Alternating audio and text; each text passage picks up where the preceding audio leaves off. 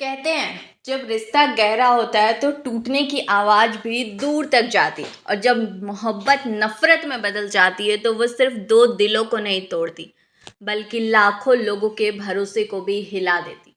ये कहानी है भारतीय क्रिकेटर युजवेंद्र चहल और मशहूर कोरियोग्राफर यूट्यूबर धनश्री वर्मा। वो जोड़ी जिसने कभी सोशल मीडिया पर लाखों दिल जीते थे आज एक दूसरे पर कीचड़ उछालने की वजह से सुर्खियों में। साल 2020 कोविड-19 की वजह से पूरी दुनिया ठहर चुकी थी। लोग घरों में कैद थे लेकिन वर्चुअल दुनिया जिंदगी को किसी तरह आगे बढ़ा रही थी। इसी दौरान भारतीय क्रिकेट टीम के लेग स्पिनर चहल धनश्री वर्मा की ऑनलाइन डांस क्लास ज्वाइन करते हैं। धनश्री एक जानी मानी कोरियोग्राफर, यूट्यूबर और डांसर।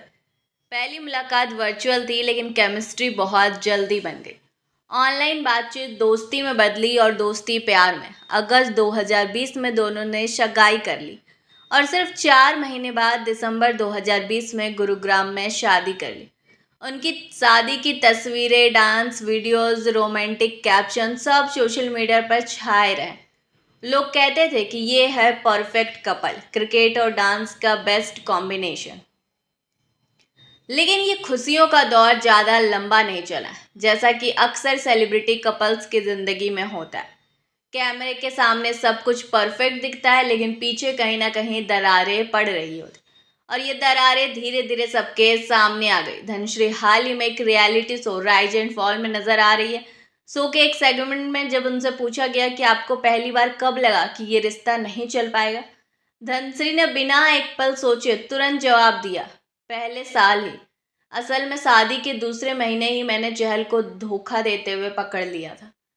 ये बयान किसी बम से कम नहीं था। उन्होंने साफ साफ कहा कि चहल शादी के शुरुआती महीनों में ही बेवफा साबित हो गए।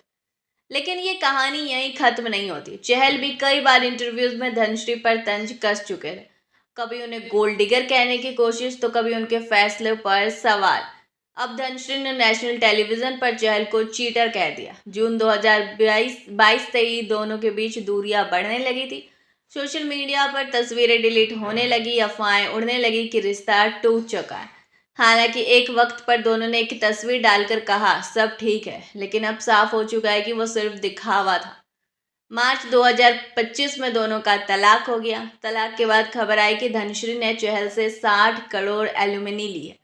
सोशल मीडिया पर यह खबर खूब फैली लेकिन धनश्री ने अपने शो में इन अफवाहों को खारिज कर दिया।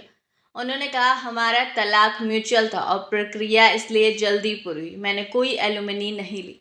धनश्री का कहना था कि उनके खिलाफ जो बातें फैलाई गई वो सिर्फ उन्हें बदनाम करने के लिए फैलाई गई थी।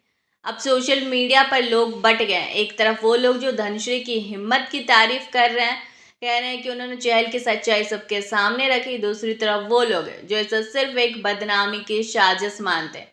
उनका कहना है कि तलाक के बाद की कड़वाहट दोनों को एक दूसरे पर वार करने के लिए मजबूर कर रही है।